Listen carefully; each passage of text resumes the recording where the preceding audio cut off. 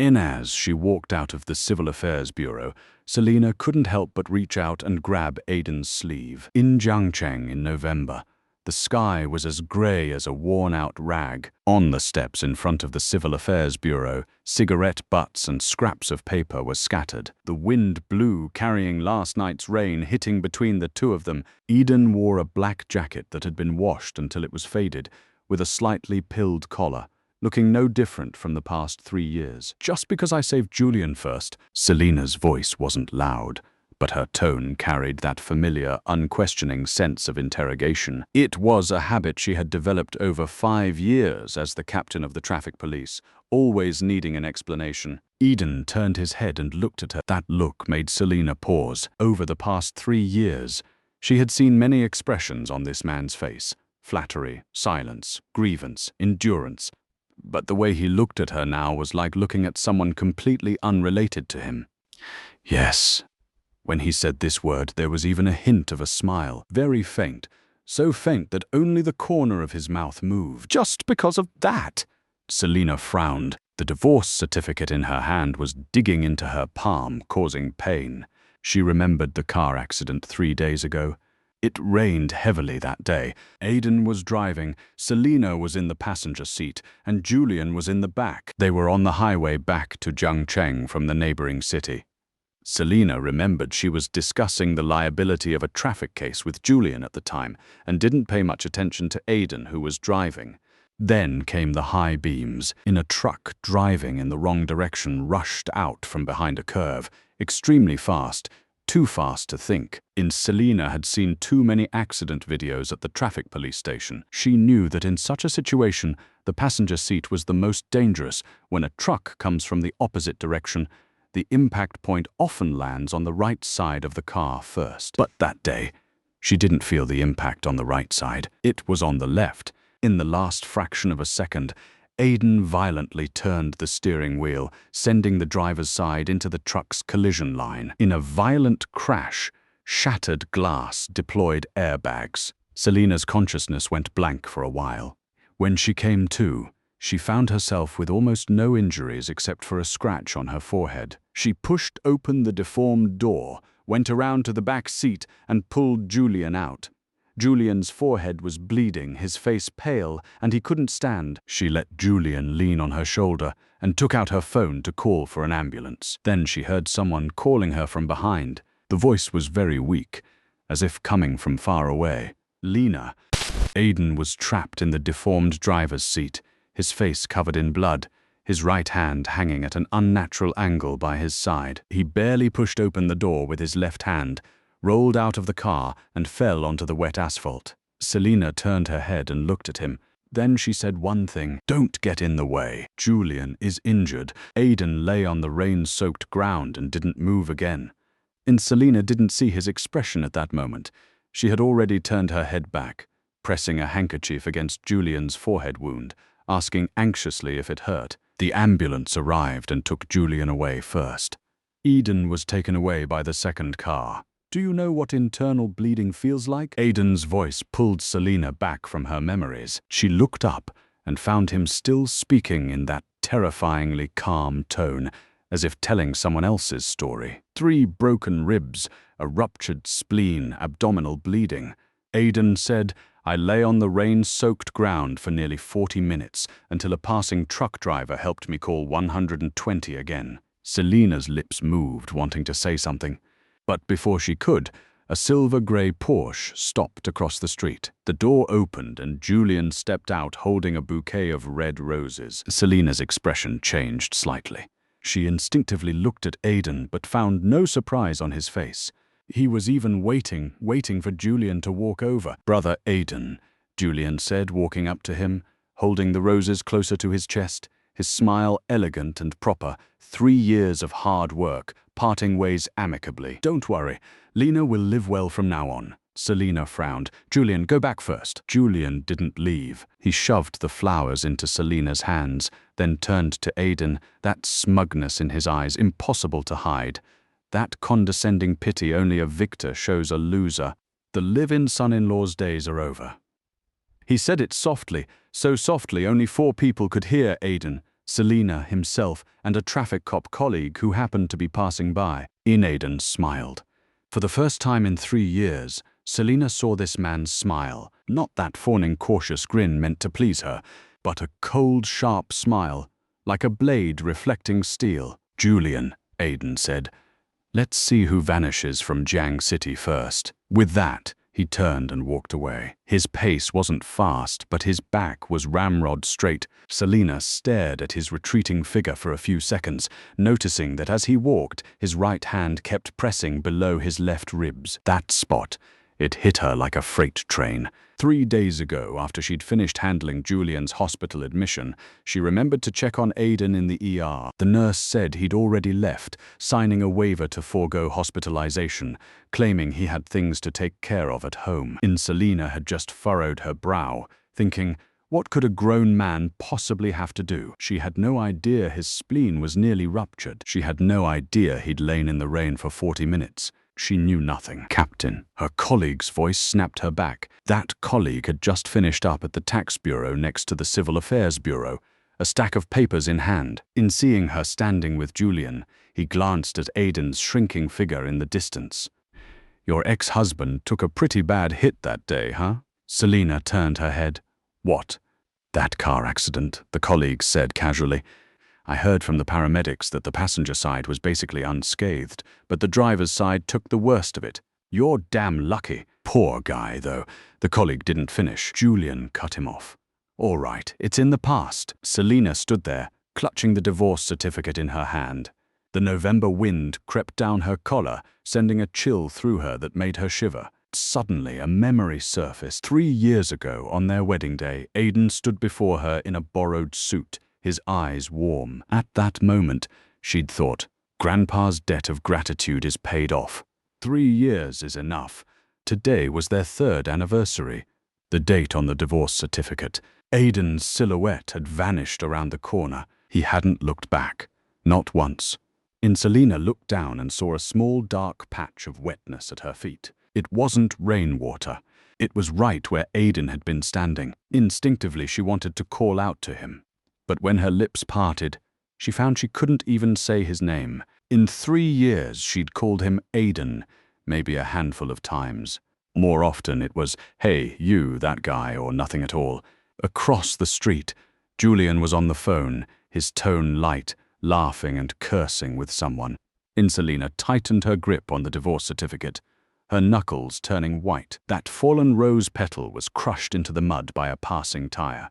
Selena didn't know why she was sitting in the traffic police surveillance room. Outside, the sky had gone pitch black, and occasionally, footsteps echoed from the corridor as a colleague on night shift passed by. On the console in front of her lay the divorce certificate, its red cover glaring under the cold light of the monitors. 6 hours had passed since she'd left the Civil Affairs Bureau. She should have gone home, taken a shower, slept it off, and let today be over. But she hadn't. That colleague's words stuck in her throat like a fishbone. The driver's side took the worst of it. "You're damn lucky." She needed to know. She entered her license plate number and the accident date into the system. As the traffic police captain, pulling up traffic accident footage from her jurisdiction was routine. No one would ask questions. The footage loaded, the time-stamped, jumping back to that rainy night 3 days ago. The camera was mounted 200 meters ahead of a curve on the highway, its angle covering the entire impact zone. Selena dragged the progress bar to the moment of collision, slowing it down frame by frame. Then she saw it. When the truck swerved out of the curve, its body filled the entire lane. In a normal reaction, any driver's instinct would be to crank the wheel right, using the passenger side to absorb the impact. It's a survival instinct written into the bone. But Aidan in the footage didn't. In the split second before impact, he violently cranked the wheel to the left. In a split second, in a human blink takes a split second. In that single blink, he sent the driver's side straight into the path of the truck. Selena rewound the footage frame by frame. She saw the moment of impact, Aidan's hands gripping the steering wheel, wrenching it hard left to its limit. His body posture wasn't one of evasion, it was a block. He was using the driver's side door, his own ribs and organs, to shield her from the force that should have crushed her. Crash, airbags, shrapnel. The frame froze on the vehicle at a standstill. The driver's side was nearly caved in, but the passenger side where she sat, the car's structure was mostly intact. Selina let go of the mouse. Her hands were shaking. The surveillance footage kept rolling. She watched herself push open the door, stagger to the back seat, and drag Julian out. She watched herself let Julian lean on her shoulder as she pulled out her phone to call. She watched the driver's side door behind her get shoved open from the inside. Aidan tumbled out of the mangled cabin, crashing onto the rain-soaked ground. He tried to stand. His right arm hung limp, clearly broken. He used his left hand to brace himself on the pavement, his knee barely lifting off the ground before he fell back. Blood streamed from his temple, mingling with the rain, spreading into a dark stain on the asphalt. He lifted his head, looking in her direction. The surveillance quality wasn't sharp enough to make out his expression, but one thing was clear. He reached out his left hand toward her, like a drowning man reaching for the shore. At that moment, Selina had her back to him, pressing a handkerchief to the wound on Julian's forehead. In the footage, she turned her head, glanced, said something, then turned back, continuing to tend to Julian. Selina stared at herself on the screen, trying to find a flicker of hesitation in that movement. There was none. Her head turned back with crisp efficiency, like she was handling a traffic accident that had nothing to do with her. What had she said? She remembered. "Don't get in the way. Julian's hurt." The video kept playing. The ambulance arrived. People in white coats helped Julian into the vehicle. Before she got in, she glanced back, the only moment in the whole footage where she showed any hesitation, but Julian called out something from inside the ambulance. She pulled her gaze away and closed the door. The ambulance drove off, lights flashing. Eden was still lying in the rain. No one in the footage walked toward him. Passing cars swerved around him and kept going. He stayed in that spot for a long, long time, so long that Selina thought he might be dead. Until 40 minutes later, a truck pulled over. The driver got out, ran over, crouched beside him and pulled out a phone. 40 minutes. She had left him lying in the rain for 40 minutes. Selina turned off the surveillance footage. She sat in the chair.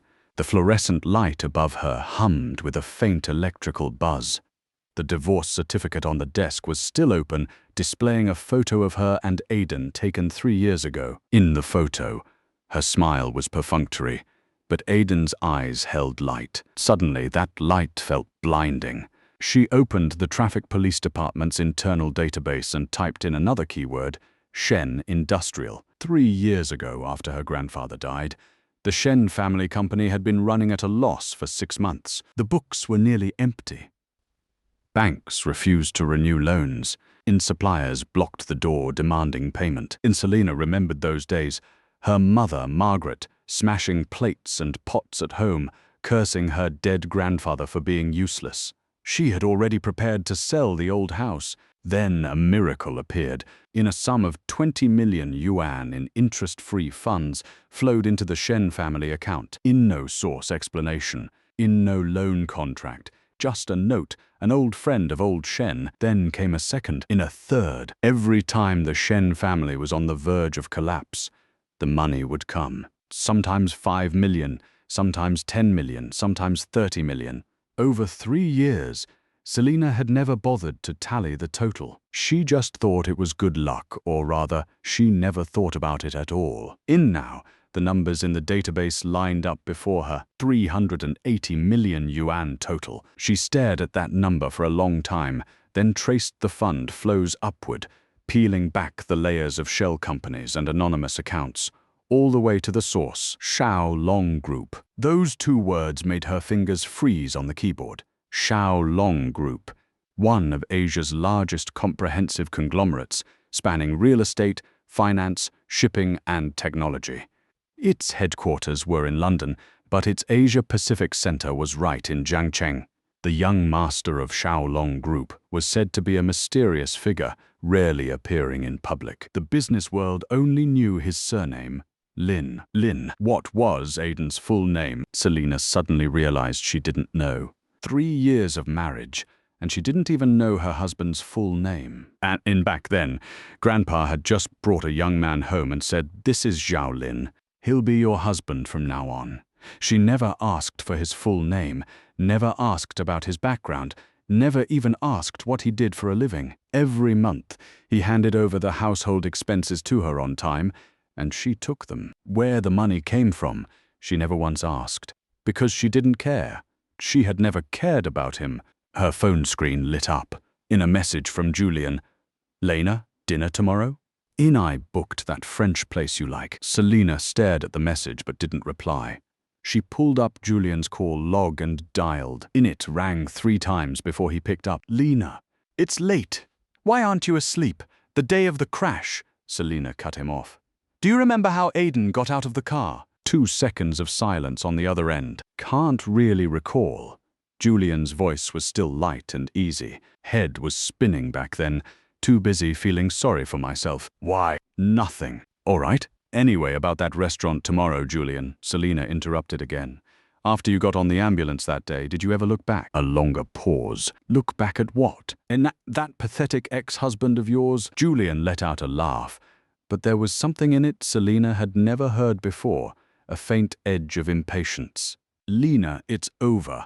Don't dwell on it. He's gone. And you've been wanting out for ages, haven't you?" Yeah. She had been wanting out for ages. She'd said it herself. Many times. To her mother, to Dwight, to Julian too. Every time she said it, Aiden was right there, head down, pretending not to hear. Selena hung up. She reopened the transfer record for 380 million, scrolling down page by page. Every entry had a date. Every entry had a note. The first few read "old friend of old Shen," then shifted to company cash flow, and later turned blank as if the payer had stopped bothering to make excuses. 380 million. In no loan contract, in no interest, in no collection calls. That money had never been repaid. Then Selena shut down the computer and picked up the divorce certificate from the counter. Her legs felt weak as she stood, and she steadied herself against the desk. She needed to go to the hospital. She didn't know why, but she had to. In the hallway of St. Mary's Hospital's VIP wing, Margaret's voice could be heard 3 floors away. "And a live-in son-in-law like him. What right does he have to a room like this? He stole from our Shen family, and now he has the nerve to enjoy." Selena heard her mother's screech the moment she stepped out of the elevator. She quickened her pace around the corner and saw Margaret standing at the VIP ward entrance, one hand on her hip, the other pointing at the security guard at the door. In behind her stood Dwight, her nominal stepfather, leaning against the wall with a "just here for the show" expression. "Mum." Selena hurried over. "What are you doing here?" "What am I doing here?" Margaret spun around, her bright red nail polish nearly poking Selena in the face. "That deadbeat husband of yours divorced just a few days, and he's already in a VIP ward? Where'd he get the money? He must have stolen it from our family. I told you back then, when your grandpa brought that bastard home, he had no good intentions, Ms. Margaret." A calm female voice cut through her rant. The ward door opened from the in-out, stepped a woman in a dark grey business suit around 30, with gold-rimmed glasses and hair pinned up immaculately. She held a file folder, her expression like a prosecutor in court. Selena recognized her on the day of the divorce at the Civil Affairs Bureau. This woman had been waiting nearby for Aiden. Back then, she assumed she was just a co-worker. Now she knew this was Grace Sullivan, the chief legal counsel for Xiaolong Group's Asia-Pacific region. "You mentioned stolen money just now," Grace said, flipping open the folder, her tone as calm as reading a weather report. "According to Zhongcheng Bank's system records, over the past 3 years, Shen's Industrial has received a total of 380 million in anonymous interest-free loans, all from 6 subsidiaries under Xiaolong Group. Here are the transfer records. Shall I read them out to you line by line?" Margaret's mouth hung open, but no sound came out. Grace didn't wait for her answer. She pulled another sheet from the folder. "Also, here are the casino records from the Wynn Las Vegas. Mr. White Shen." She glanced at the man leaning against the wall. You've lost a total of $4 million over the past 2 years. 3 of those debts were paid off by an anonymous guarantor. Do I need to read out the identity of this guarantor? Dwight's face went pale. You're lying. Margaret's voice shot up an octave. Who the hell do you think you are?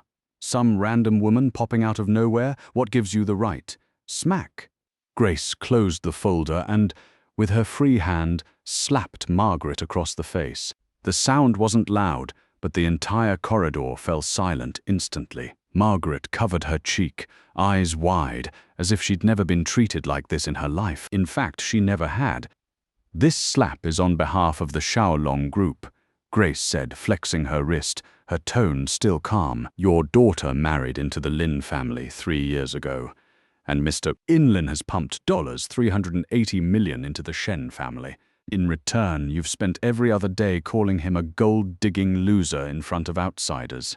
$380 million, Miss Margaret. That amount in cash is enough to slap your face 3,800,000 times. I only did it once, out of respect for the late Mr. Inshen. Margaret's lips trembled.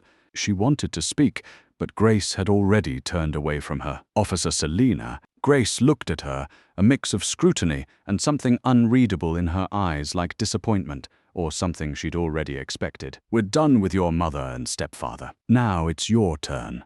Selina instinctively straightened up. According to the ward security logs, you queried Mr. Inlin's hospitalization info this morning through the police department's internal system. As a traffic squad captain, you have no authority to access medical records unrelated to traffic accidents. That's your first violation.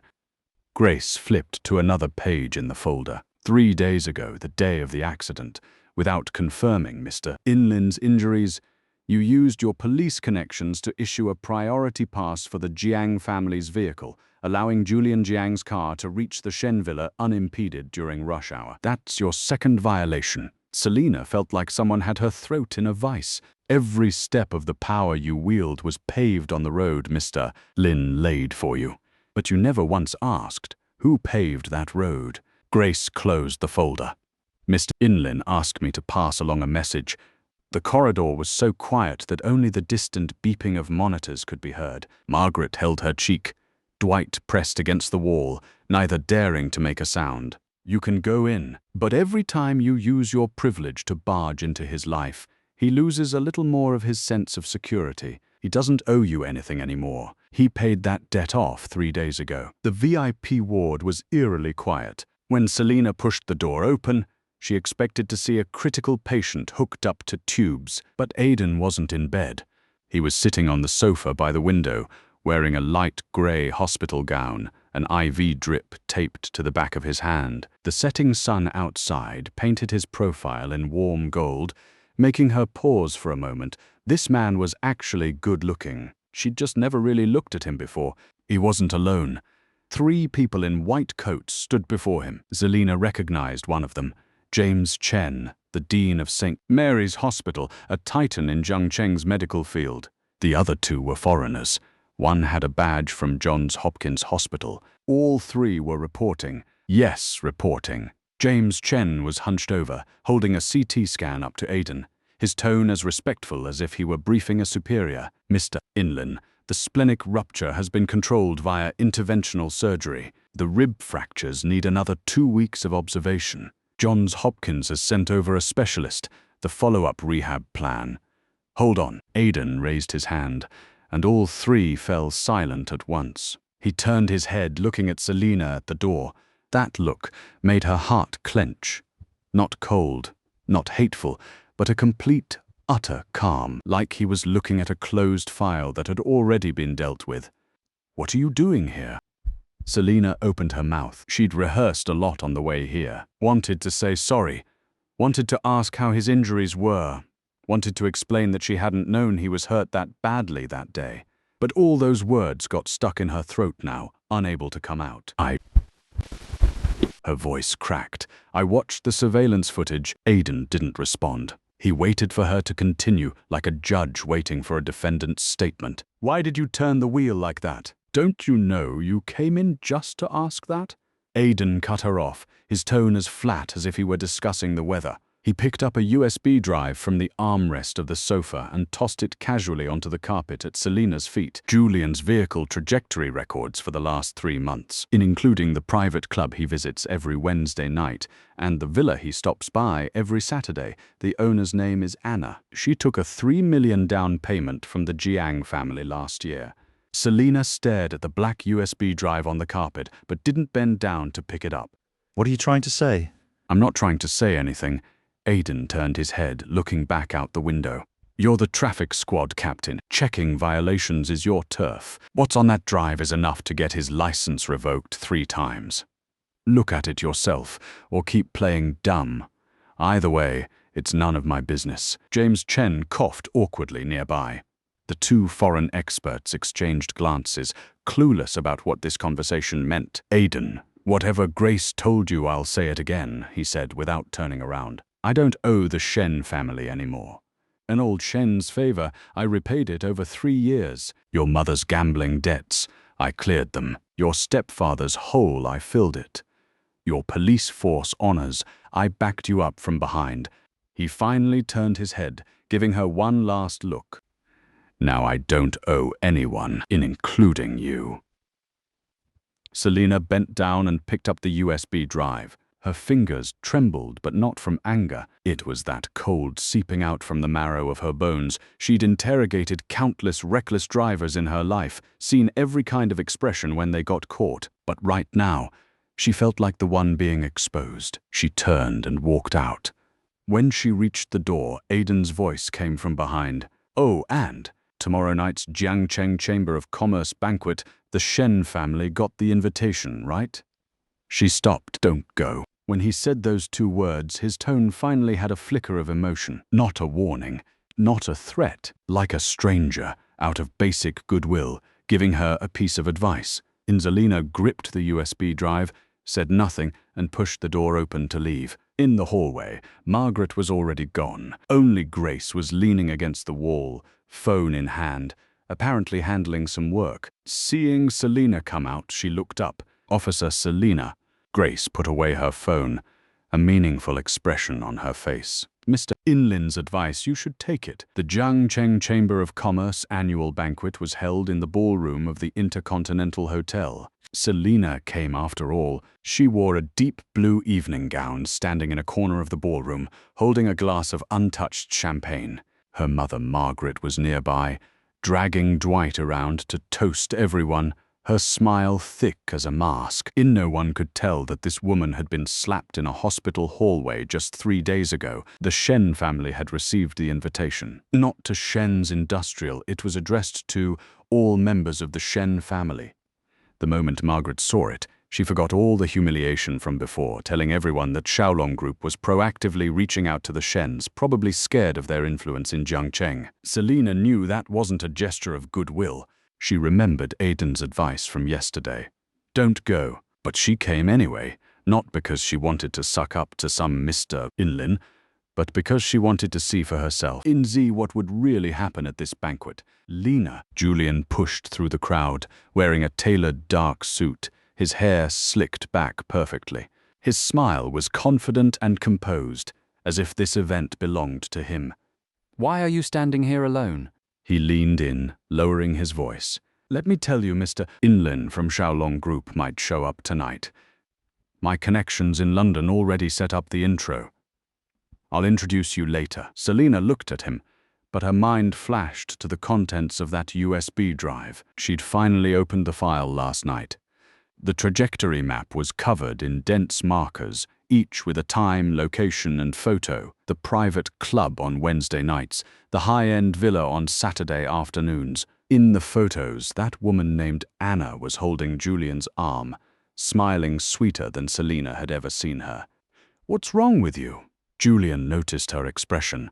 Still thinking about that loser? Let it go. It's over. Selina suddenly found the word loser grating as hell. She was about to speak when the entrance of the ballroom suddenly fell silent. That silence spread like a wave from the door inward, extinguishing every conversation in its path. A man walked in. He wore a simple black suit, no tie, the top button of his shirt collar left undone. In amidst a room full of meticulously dressed people, he stood out as plain and out of place. But his pace was unhurried, his back ramrod straight, like a sheathed blade. The champagne glass nearly slipped from Selina's hand. It was Aidan. "What's he doing here?" Julian frowned, his tone dripping with displeasure. "How did someone like him get into a place like this?"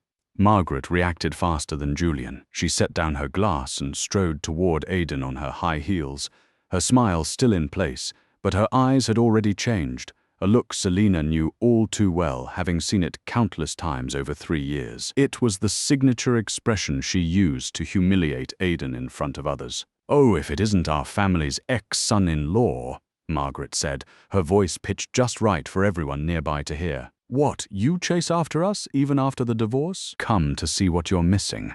Dwight followed behind her, glass in hand, a smirk playing on his lips as he added, "This isn't the kind of place for you. The invitation says all members of the Shen family." "Who the hell are you to the Shens?" A few people standing nearby started whispering among themselves. Julian walked up to Aidan, positioning himself between him and the crowd, speaking in a tone that feigned reconciliation but loud enough for everyone to hear. "Brother Aidan, I get how you feel, but tonight's a formal Chamber of Commerce event. Everyone here is someone important in Jiang City. You don't fit in here.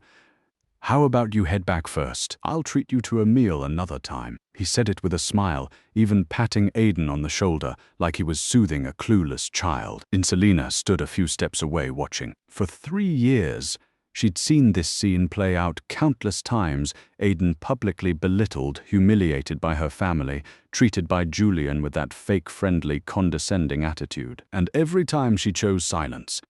Sometimes she thought it wasn't worth speaking up over something so trivial.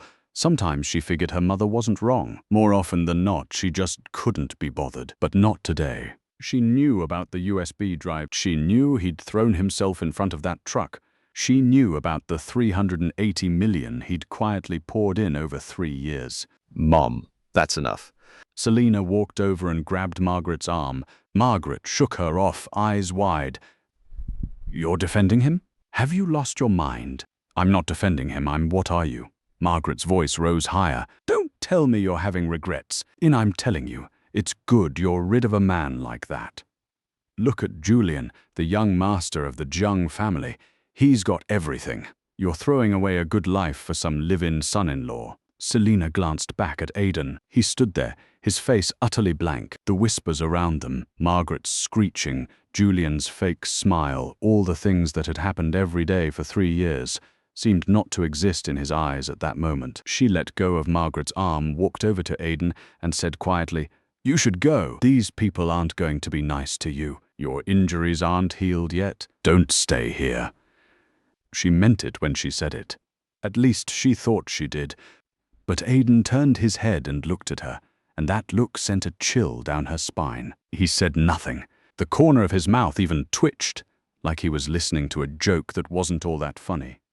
Just then, the microphone on the stage at the front of the banquet hall let out a hum. Charles Wu, the Chamber of Commerce president, one of the most powerful men in Jiang City's business world, 65 years old, running the chamber for 15 years, with connections said to run deep all the way to London, strode to the center of the stage. He picked up the mic, cleared his throat, scanned the crowd, and locked onto a direction.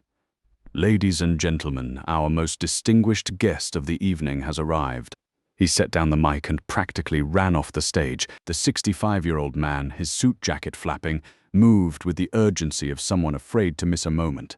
The crowd parted automatically. Charles Wu jogged all the way to Aidan, bent over and bowed at a 90-degree angle. "Mr. Inlin, young master of the Shaolong Group, welcome to tonight's banquet."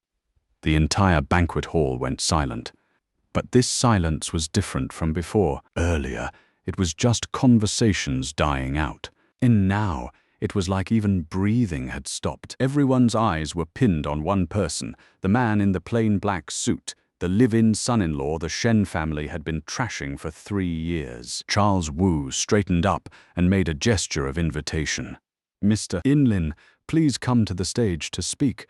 Julian's wine glass slipped from his hand and shattered on the floor, champagne splashing onto his leather shoes. He looked down at the stain, then up at Aidan, his lips twitching a few times without a sound. Margaret's mouth hung open, her expression like she'd swallowed a live frog. She instinctively stepped back, treading on Dwight's foot. White said nothing. He was completely frozen. Selina stood still. She watched Aidan walk past her. 1 step, 2 steps, 3 steps. From where she stood to the stage was less than 10 meters. But in those 10 meters, she felt like she was watching a man walk for 3 years. Aidan stepped onto the stage and took the microphone. He didn't look at anyone, his gaze calmly sweeping over the stunned faces in the audience. From today onward, Xiaolong Group is imposing a full-scale business blockade on Shen Industries and Jiang Commerce in Jiangcheng. His voice wasn't loud, but every word landed like ice cubes dropping into a glass, crisp, cold and beyond dispute. All investment proposals submitted by the Shen family are void. All cooperation between the Jiang family and Xiaolong is terminated. This isn't a negotiation. This is a final notice. In the audience, Dwight slumped backward, barely caught by the people beside him. Julian collapsed into his chair, his face as pale as paper. Margaret let out a sharp shriek before 2 security guards grabbed her arms and dragged her out. Selina stared at Aidan on stage. This was the man she'd shared a bed with for 3 years. She'd thought he was weak, spineless, worthless. She'd never seen him like this, standing on stage, the shadow of the entire Xiaolong Group behind him, his eyes holding neither anger nor triumph, only a suffocating calm. Suddenly, she remembered what he'd said in the hospital room yesterday. "Don't go." So he hadn't meant, "Don't come make a fool of yourself." He meant, "Don't come see with your own eyes just how much what you threw away is really worth." The rain started at 11 o'clock that night. Selina stood outside the Xiaolong Group headquarters, drenched to the bone. After the banquet, she'd driven for 2 hours, tailing Aidan's convoy all the way to this 68-story glass tower. The security guard wouldn't let her in, so she waited outside. The rain grew heavier, her evening gown clinging to her body, her high heels sinking into the puddles, her hair plastered across her face. She didn't know why she'd come. She only knew there were things she had to ask. If she didn't, she'd never sleep again for the rest of her life.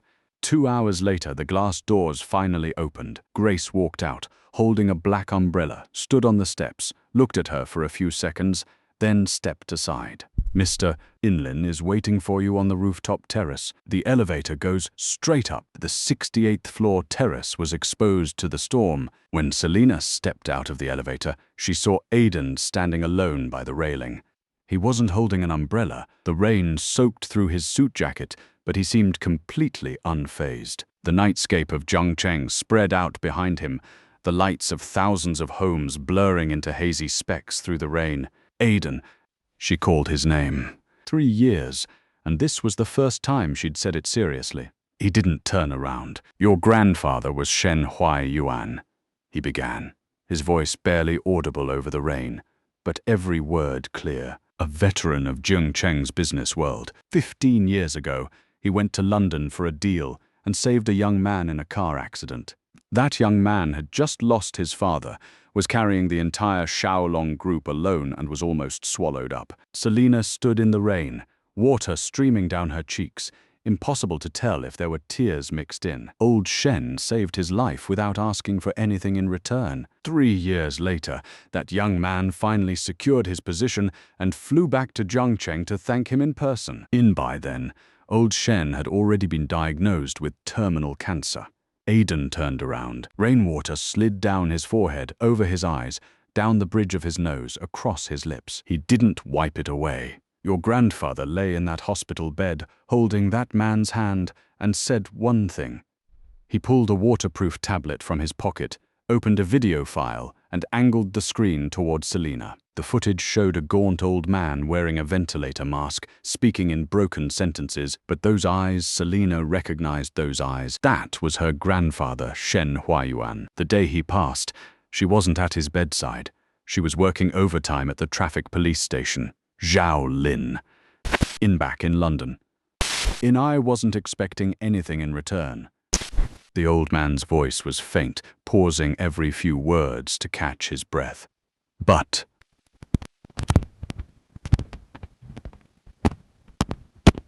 that girl, Selina. Too proud, not enough skill. After I'm gone. The Shen family won't last 3 years.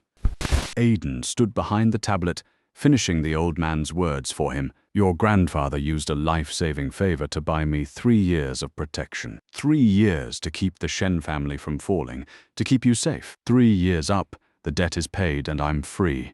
Selina's legs gave out. She collapsed onto the rain-soaked terrace, her knees hitting the tiles with a dull thud. Rainwater poured into her mouth, cold and bitter.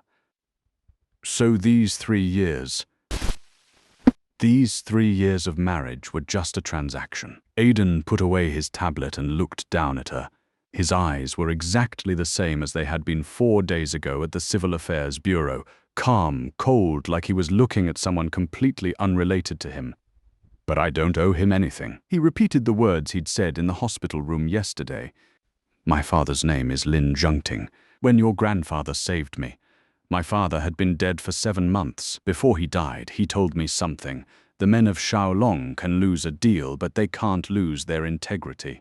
Rain streamed down his face, but when he spoke those words, there was something in his voice. Selina had never heard this thing in this man's voice before, something heavy, pressed deep into his bones. Your grandfather trapped me with a favor for 3 years. But my father's dying words held me up through those 3 years. Every time your Shen family called me a worthless leech in public, every time you trampled my dignity under your feet, every time I watched you run to Julian and leave me behind, I told myself, Lin Aiden, your father is watching from above. You can lose face, but you can't lose your integrity. He put the tablet back in his pocket. Now 3 years are up. The favor is repaid. The dying words are fulfilled. He turned around and looked back at the city through the rain. I can be myself again. Selina knelt in the rain, trembling all over. She wanted to speak, to scream, to grab his pant leg and make him stop and listen to her explain. But she opened her mouth several times and found only broken, incoherent syllables coming from her throat. She wanted to say sorry, but what was sorry worth in the face of 380 million? What was it worth in the face of those 40 minutes in the rain? What was it worth in the face of every silence, every coldness, every turning a blind eye over 3 years? Eden, I'm begging you. She finally found her voice, but even to herself it sounded foreign. He turned back and glanced at her. What are you begging me for? Beg me to keep being that live-in son-in-law? Keep cooking for you every day? Keep paying off your mother's gambling debts. Keep waiting until dawn when you work overtime. He paused. Keep quietly staying in the corner, waiting for you to come back while you run to Julian. No, it's not like that. I can explain. I can make it up to you. The corner of Aiden's mouth twitched. It wasn't a smile. It was something colder. Make it up? You don't even know what you did wrong. He walked toward the glass door of the terrace. And as he passed her, he stopped for a step. Oh, one more thing your grandfather said before he left.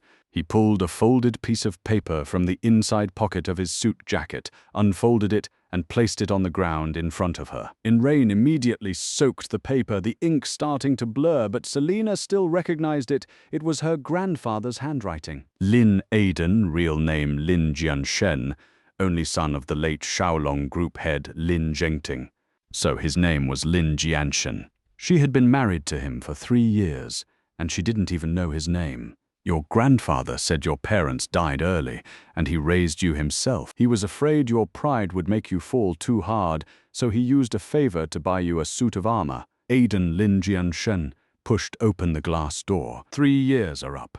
I've taken off the armor. The road ahead is yours to walk alone. The glass door closed behind him. Selina knelt alone on the 68th floor terrace. The storm pounded down on her, rainwater pooled over the back of her hand, and the soaked paper drifted up, caught by the wind over the railing, disappearing into the night. She looked down and saw her reflection in the rainwater. Wearing the same evening gown from the wedding 3 years ago, She had stuffed the wedding dress into the bottom of a trunk back then, thinking it was just a transaction. 3 years later, she knelt in the rain in that gown and found the transaction was over, and she had nothing left to hold on to. The fluorescent lights in the interrogation room hummed with a steady low frequency, illuminating every flaw on Julian's face without mercy.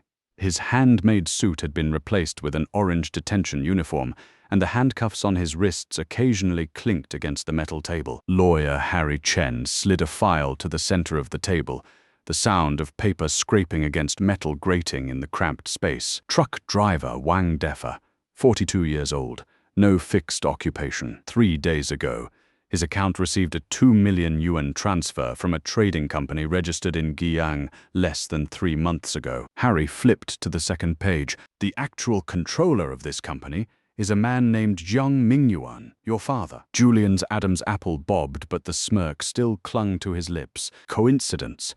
I don't know any truck driver. Then what about this recording? Harry pressed play. The interrogation room's speakers crackled with clear dialogue set against the clink of glasses and light jazz, some overseas private club. Julian's voice was lazy, tinged with drunkenness. In Selina, just a pawn. The Shen family's government connections in Jiangcheng are worth something. Her position as traffic squad captain gets her intel you'd never believe. Once the Jiangs take over that whole network, who cares about her? Stupid woman. She actually thought I loved her. Laughter. Another man's voice. And what about that rival of yours? You mean that live-in son-in-law? Julian's laugh in the recording was grating. The car accident was set up nicely. Too bad he survived. But hey, he divorced on his own, saved me the trouble. The clink of glasses echoed from the speakers, crisp as shattering glass. Harry hit stop. The interrogation room fell silent. Julian's smile finally crumbled. His lips began to tremble, and the handcuffs rattled faintly beneath the table. This is fake. You're fabricating evidence. The original audio file has been extracted and notarized by Interpol's London office, Harry said, closing the file. Also, Mr. Jiang, your extradition hearing is set for next week. The British side has more than just this to try you for. Several victims have filed a joint lawsuit over your illegal financing in the City of London. He pulled one last document from his briefcase and placed it on the table. This is the witness statement from your ex-wife, Anna Lee. She has agreed to testify against you on charges including concealment of marital assets and forgery of business contracts. Julian stared down at the document. At the bottom, a signature, Anna Lee. He recognized the handwriting. It was his ex-wife's 3 years ago. He'd divorced Anna to chase Selina, paying her a hush fee. Clearly, that money hadn't bought a lifetime of silence. His shoulders began to heave violently, the handcuffs clattering. This is all Aiden, all his setup. Julian shot to his feet, only to be shoved back into his chair by a bailiff behind him. Go investigate him. Investigate him. Harry stood up, gathering his files. At the door, he paused. Mr. Jiang, Mr. Inlin asked me to pass along a message. Julian's head snapped up. Last month, at the Civil Affairs Bureau, you said let's see who disappears from Jiangcheng first. Harry pushed open the door. Now you're gone. From every list. In the hallway, Julian caught his reflection in the one-way glass. Hair disheveled, eyes sunken, lips pale. He remembered that afternoon 20 days ago, standing by a Porsche with a bouquet of red roses, the sun shining bright, thinking he'd won. The face in the glass looked like a crumpled, discarded piece of paper. On the other side of the one-way glass in the interrogation room, Selina sat on a folding chair, hands clasped on her knees. On the desk in front of her sat a monitoring headset, every word Julian had just said ringing clear in her ears. The female officer beside her hesitated, then whispered, "Captain, you okay?" Selina didn't answer. When she stood up, her knee banged into the corner of the desk. But she didn't seem to feel it. She pushed open the door and walked down the hallway. The corridor stretched long, with a fluorescent light every 3 meters, casting her shadow alternately long and short. At the emergency exit at the end, she stopped, one hand braced against the wall, bending over. In no tears, just a few dry heaves. Nothing came up. The words from the recording felt like they'd been chewed up and force-fed into her stomach. Stupid woman. Porn. She actually thought I loved her. She remembered Julian picking her up at the Civil Affairs Bureau with roses. Remembered him holding her hand in the ambulance saying, "It's okay, I'm here." Remembered her mother, Margaret's repeated line, "Look at Julian, he has everything." Julian, who had everything, lacked only one thing. A heart. She slowly straightened up, leaning against the wall. At the end of the hallway, a window reflected her face, pale, eyes rimmed red, lips bitten raw. She stared at her reflection in the glass and suddenly remembered the last look Aiden had given her. That look wasn't hatred, wasn't anger, wasn't disappointment. It was calm, the kind of calm a person has only after they've completely given up on someone else. She pulled out her phone and scrolled to a number. Grace Sullivan. Dialed. In it, rang 5 times. Connected. Ms. Sullivan. Her voice was as hoarse as sandpaper. "I need to talk to him." There was silence on the other end for a few seconds. Officer Selina Grace's tone was as calm as ever. "Mr. Inlin asked me to tell you that won't be necessary." The call ended. Selina stood by the window, phone in hand, looking out at the November night sky over Jiangcheng. The rain had stopped. Clouds had parted in one corner, revealing a sliver of cold, lonely starlight. The notice from the provincial department arrived promptly at 9 o'clock on Wednesday morning. Selina sat at her desk, a red header document in front of her. The title read, "Notice regarding the re-evaluation of honorary qualifications for Traffic Police Brigade Captain Selina Shen's resolution of 5 major cases." She read it 3 times. The first time, her hands were shaking. The second time, they stopped. The third time, she felt like she had known this day was coming all along. The document's content was simple. The core evidence for the 5 major hit-and-run cases she had solved in her 5 years on the force had all been provided by an anonymous expert panel. That panel had now formally withdrawn its authorization, and the provincial department needed to re-examine the investigation process of those 5 cases to determine if the investigating officer had the independent capability to solve them. She put down the document, turned on her computer, and searched the internal system for anonymous expert panel. There was only one result, an encrypted folder requiring authorization to view, but her clearance wasn't high enough. She picked up the desk phone and dialed the internal line for the provincial department's archives office. "This is Selina from the Traffic Police Brigade. I need to look up the registration files for an expert panel." The code name is, the person on the other end cut her off. "Captain Selina, this file was frozen this morning. Access requires the director's signature." Why was it frozen? The authorizing party voluntarily revoked it. The authorizing party's information. I can't see it. The person paused. But the notes field I can see has one line written in it. What does it say? "All technical resources involved with this panel belong to the Asia-Pacific Intelligence Department of the Xiaolong Group." Selina slowly put down the phone. Xiaolong Group, in Asia-Pacific Intelligence Department. She sat in her chair, the fluorescent light above buzzing overhead. 5 major cases. The first one was 4 years ago, right after she joined the force. A hit-and-run with a stolen plate that killed an old man crossing the street. No witnesses at all. She had stayed up for 3 days in her office, hitting dead ends. Then someone anonymously sent her a surveillance analysis report, pinpointing the vehicle's escape route, possible hiding spots, and the owner's identity. She followed that report and caught the guy, then one after another. Every time she hit a wall, the anonymous analysis report would show up in her email right on time.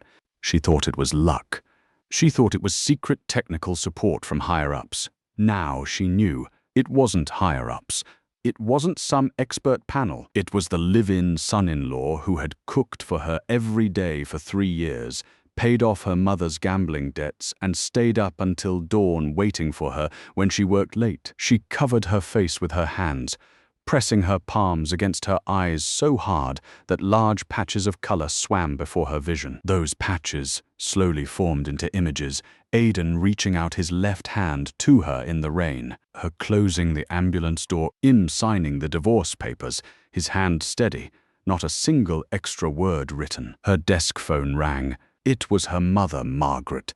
She picked it up, and before she could say a word, the line exploded. "Selina, get back here. The court people are here. They're sealing the villa. That damn ex-husband of yours." Selina hung up. She stood, grabbed her police uniform jacket draped over the back of her chair. The badge on the jacket caught the fluorescent light. She folded the jacket neatly and placed it on her desk. Then she walked out of the office without looking back. 3 cars were parked outside the Shen family villa. In a court enforcement vehicle, a bank asset liquidation truck, and a black Mercedes. That was the creditors' people. Margaret was being shoved toward the Mercedes by 2 men in black jackets, 1 arm each.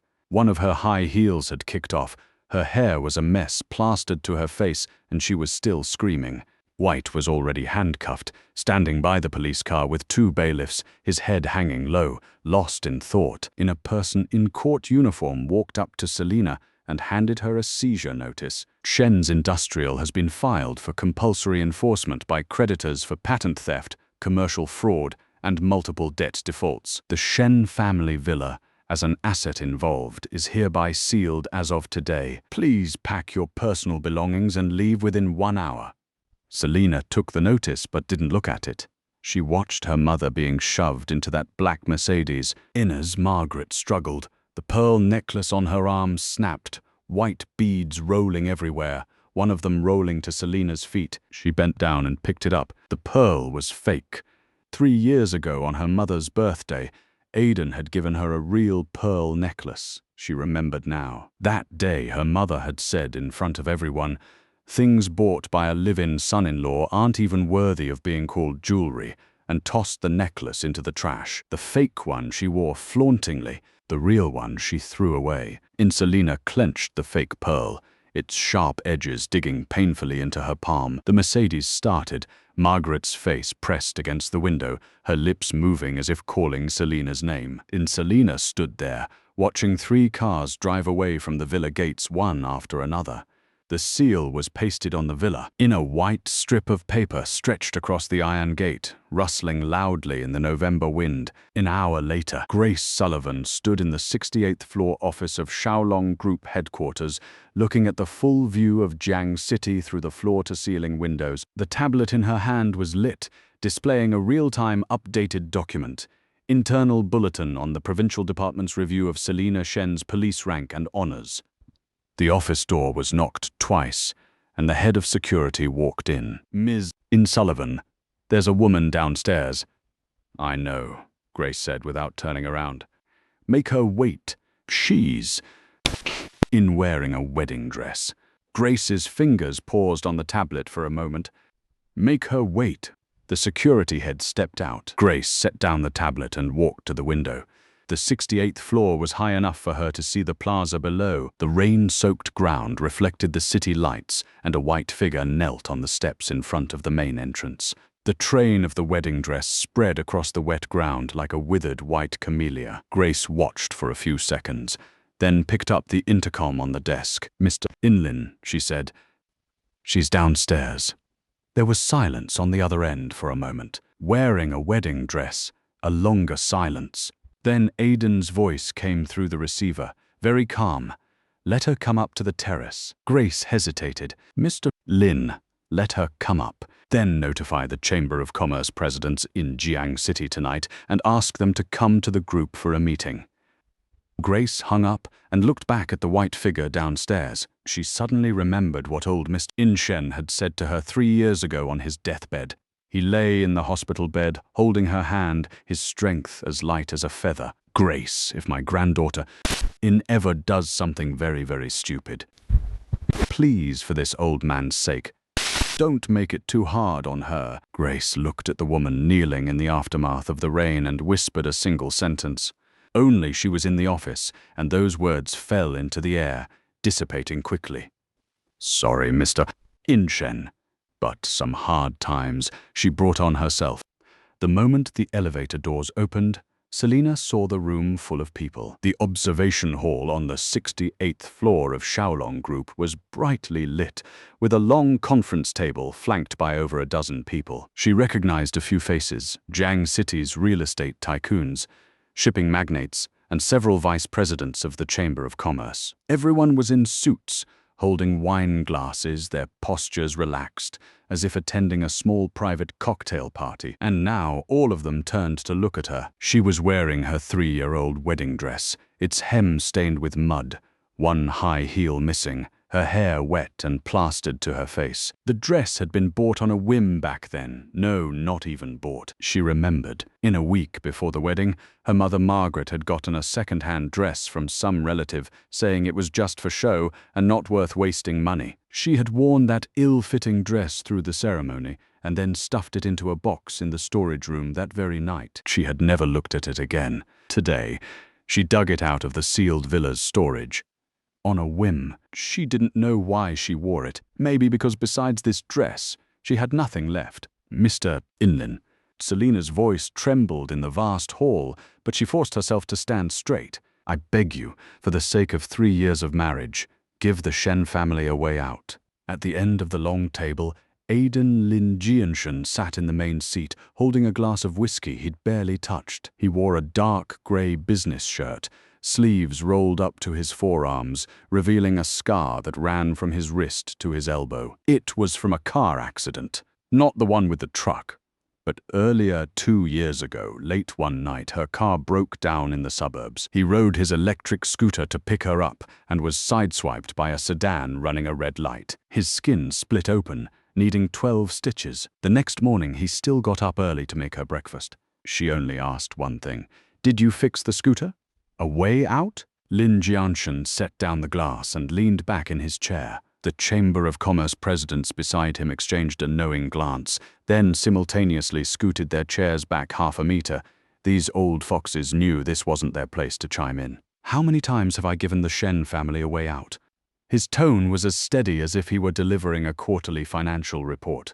Your mother's gambling debts, I gave it. Your stepfather embezzling company funds, I gave it. Inshan Industries on the brink of bankruptcy, 3 times I gave it. And those so-called detective miracles of yours, every key piece of evidence was analyzed overnight by my intelligence department. Which one wasn't a way out I gave you? He paused.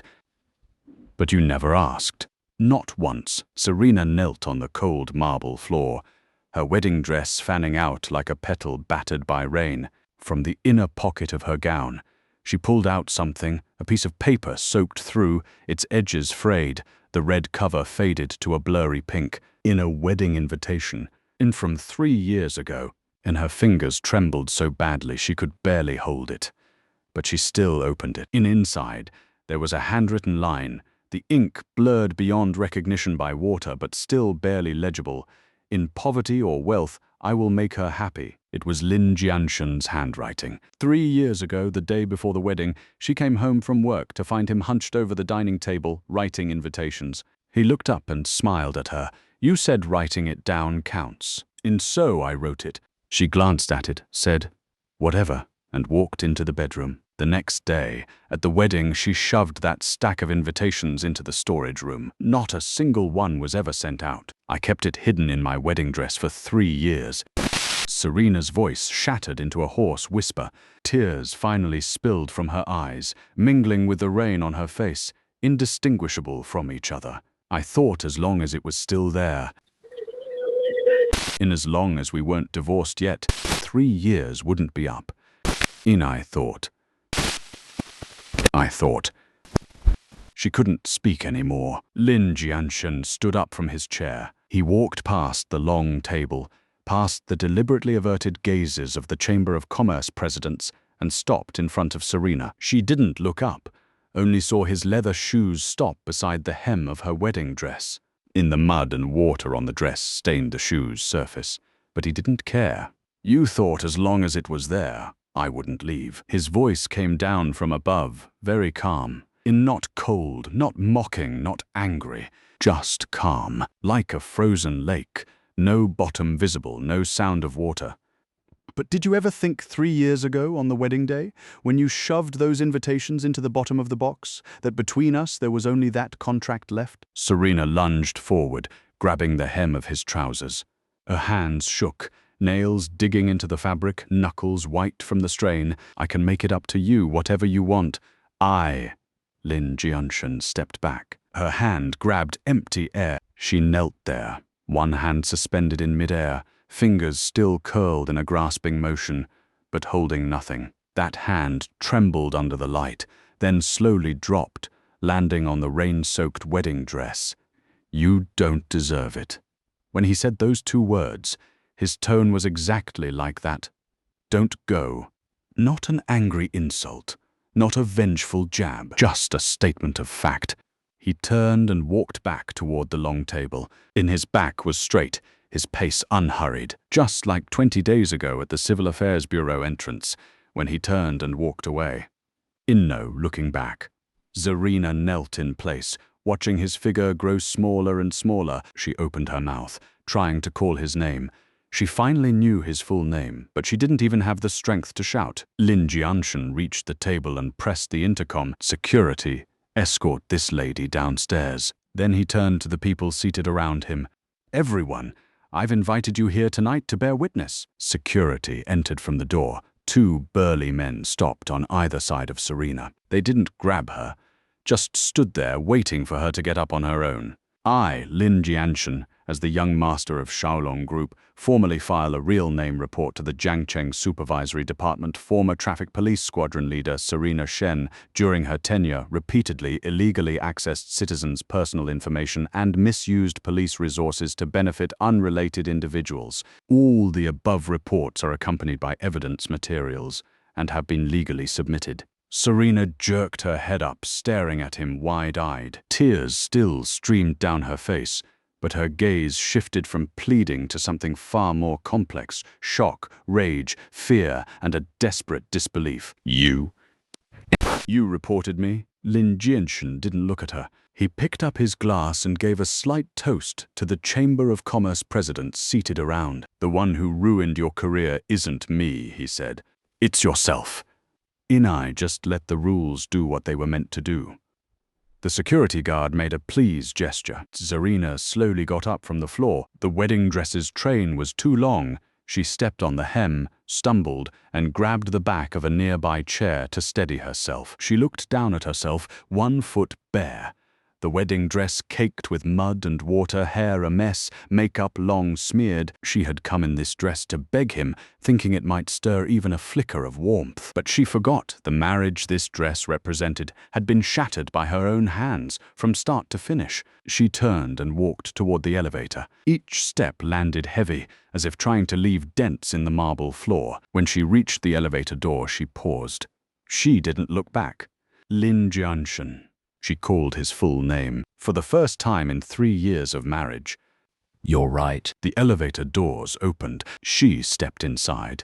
And as the doors slid shut, Lin Jianshan set down his glass. The glass hit the table with a faint clink. Outside the window, the November night wind finally blew away the clouds that had lingered for 3 days. The rain had stopped completely. The city's myriad lights reflected on the river, like scattered gold coins scattered across the surface. Grace walked over and reported in a low voice, "Mr. Inland, the plane to London is ready at 8 tomorrow morning."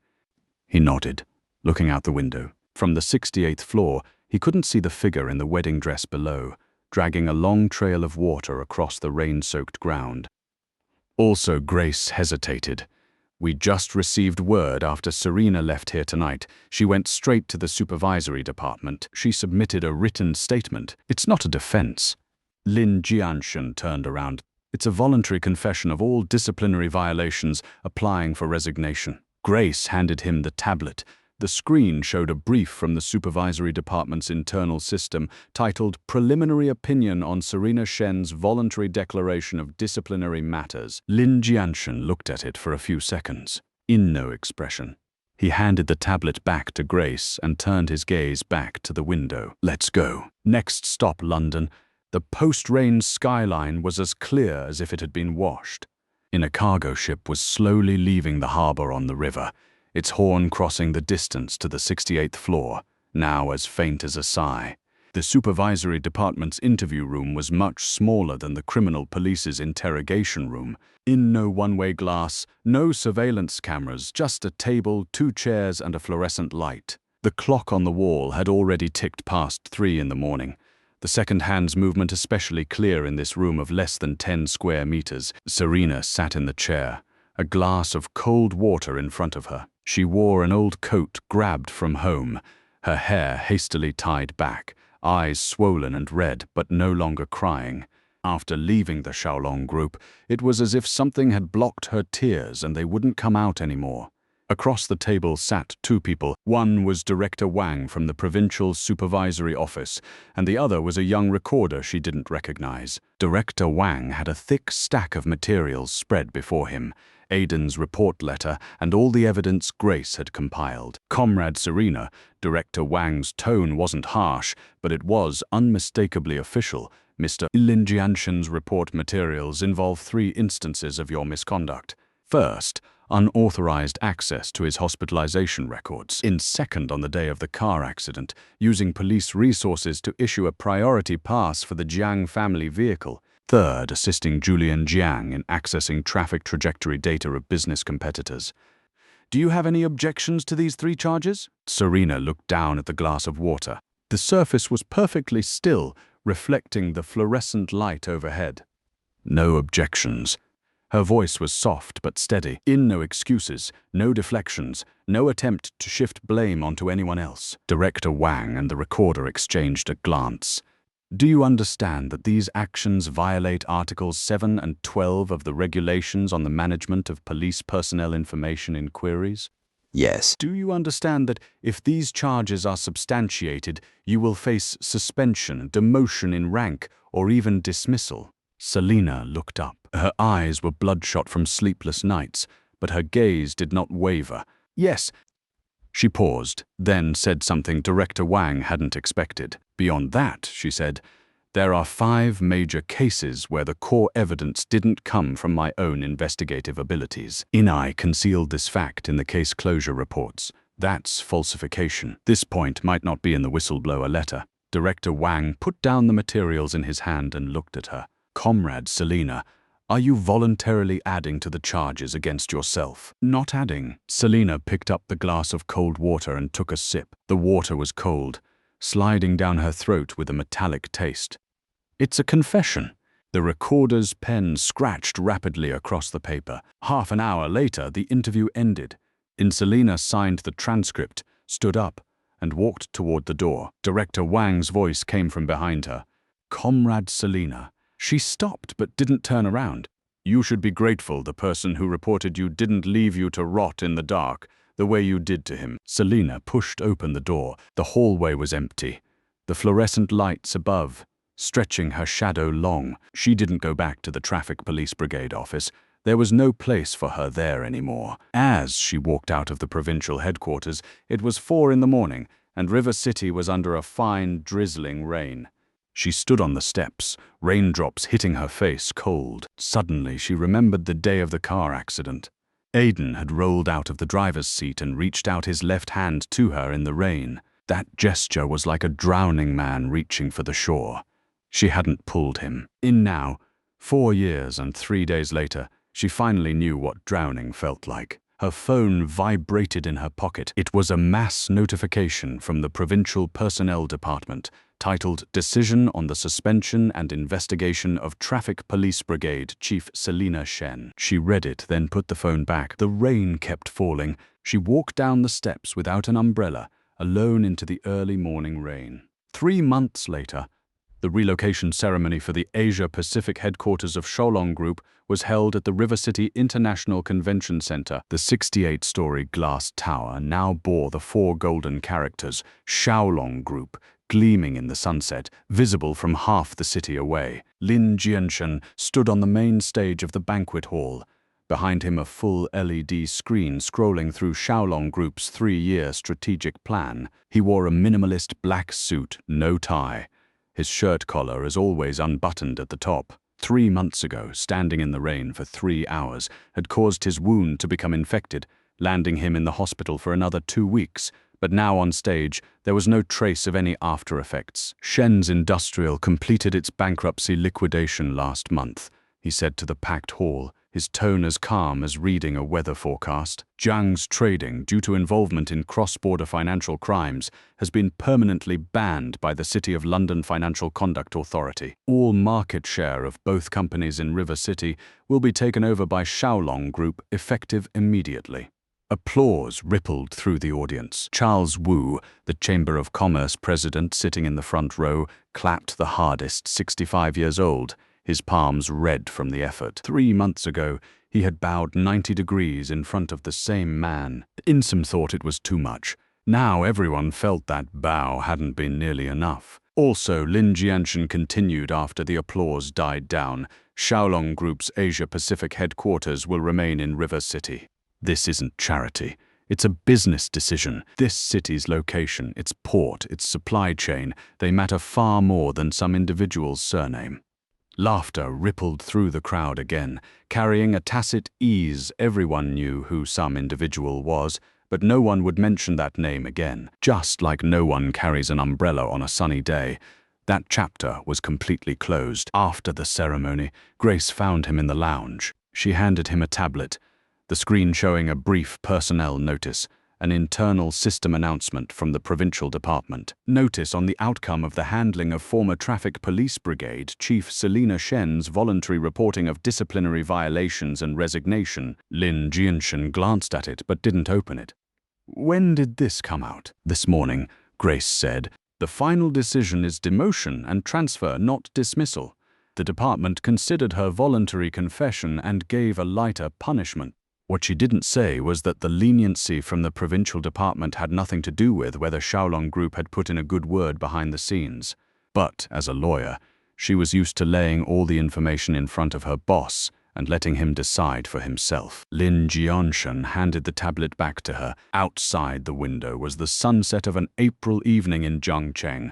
The rain from 3 months ago had long since evaporated, and the sky was as clean as if it had been washed. A white cruise ship was slowly passing by on the river, its horn drifting through the glass, distant and lingering. Is London ready?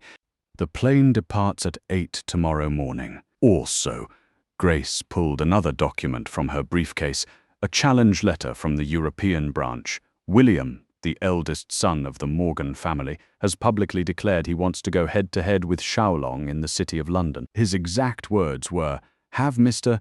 Lin come to London and talk to me in person." Lin Jianshan took the document and opened it. The wording of the challenge was formal, but between the lines it reeked of arrogance, the kind of arrogance passed down through generations, etched into the bone. It reminded him of someone, but he didn't say it out loud. William Morgan. He closed the file. Let's see who gets knocked off the table first. He walked toward the floor-to-ceiling windows, standing at the height of the 68th floor, gazing over the entire city. The sunset dyed the river into a flowing sheet of gold, and the silhouettes of the buildings on the opposite bank turned into dark outlines against the backlight. 3 years ago, when he first entered this city, he came in as a live-in son-in-law, no name, no identity, only an old man's dying entrustment and a father's final instruction. 3 years later, he stood at the highest point of the city, having become its true king. But that wasn't everything he wanted. He thought of his father, Lin Zhengting, a man who never backed down at the negotiation table in the City of London. Before he died, he held Lin Jianshan's hand and said his last words, not "guard Xiaolong for me," but "be yourself." It took him 3 years to fulfill those words. The cost was heavy, but he had done it. Master Lin, should I reply to London? No need. Lin Jianshan turned around. I'll go see him myself tomorrow. Grace nodded, packed up the documents, and walked toward the door. Just as she reached it, he called her back. Grace. Yes, mister. Lin Jianshan hesitated, just for a moment, less than half a second. Then he shook his head. Nothing. In a rage, the car.